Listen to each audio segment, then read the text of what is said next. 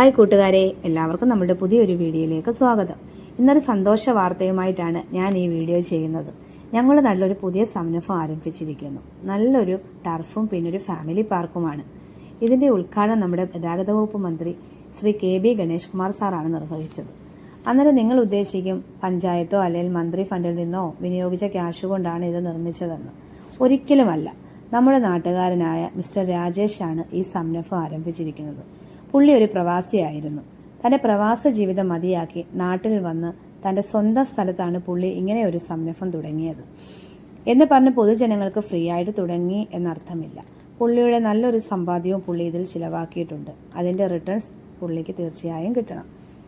എന്നാൽ ഈ ഗ്രാമപ്രദേശത്ത് വന്ന് ഇത്രയും ഇൻവെസ്റ്റ് ചെയ്യാൻ ആരും അങ്ങനെ മുതിരില്ല. സത്യത്തിൽ ഇവിടെ കുഞ്ഞുങ്ങൾക്ക് കളിക്കാൻ നല്ലൊരു ഗ്രൗണ്ട് ഇല്ല എന്നുള്ളത് തന്നെയാണ് സത്യം. ഇവിടെയുള്ള എല്ലാ കുട്ടികളും മാതാപിതാക്കളും ആഗ്രഹിച്ചിരുന്നതാണ് ഇങ്ങനെ ഒരു കളിസ്ഥലം.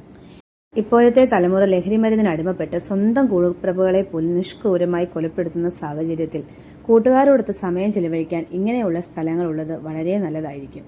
അപ്പോൾ നമ്മുടെ കുഞ്ഞുമക്കൾക്കും വലിയവർക്കും എല്ലാം ഒരുമിച്ച് എൻജോയ് ചെയ്യാൻ പറ്റിയ ഒരു സ്ഥലം എൻ്റെ നാട്ടിൽ വന്നതിൽ ഞാൻ അഭിമാനിക്കുന്നു.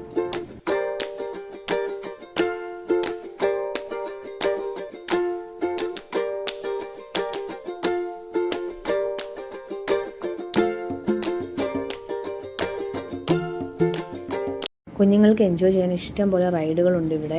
അതിൻ്റെ ഉദ്ഘാടന സമയത്താണെങ്കിൽ നല്ല മഴയൊക്കെ ആയിരുന്നു. എന്നിരുന്നാൽ പോലും ഇത്രയും ആൾക്കാർ ഇവിടെ വന്നിട്ടുണ്ട്.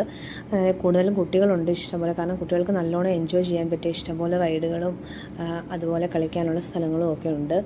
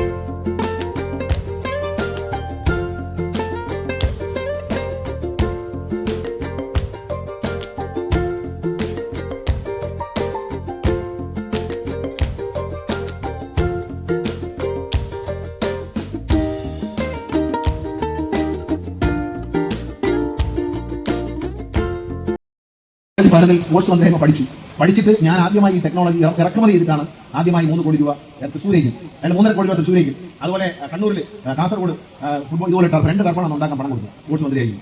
പക്ഷേ അതുണ്ടാക്കിയപ്പോൾ തൃശ്ശൂർ അവിടെ നിന്ന് മണ്ണ് എടുത്തുകൊണ്ട് പോയത് അഴിമതി ഉണ്ടെന്ന് പറഞ്ഞിട്ട് വെറുതെ അതിനെ തടസ്സം പിടിക്കും. അത് കളിക്കാൻ പറ്റാതാക്കി കോർപ്പറേഷൻ അത് വെറുതെ പൂട്ടിയിട്ടു, നശിപ്പിച്ചു.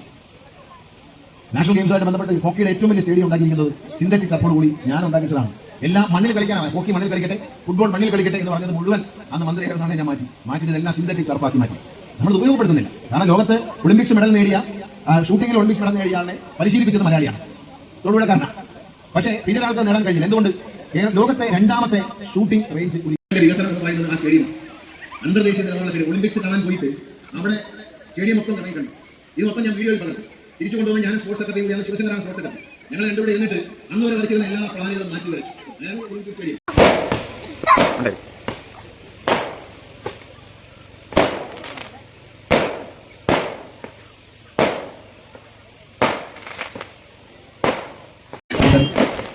എനിക്കിവിടെ നല്ല നമ്മുടെ നാട്ടുകാരാണ്. പ്രത്യേകിച്ച് ആദ്യമായിട്ട് സംസാരിക്കേണ്ട ആവശ്യമില്ല. എല്ലാവർക്കും അറിയാം, നിങ്ങളെ അറിയാം. അപ്പം ഒരുപാട് കാര്യം പറയണമെന്നായിരുന്നു. പക്ഷേ ഗണേശൻ സാർ എല്ലാം കഴിഞ്ഞു. ഇനിയിപ്പോൾ വേറൊന്നും പറയില്ല. കാരണം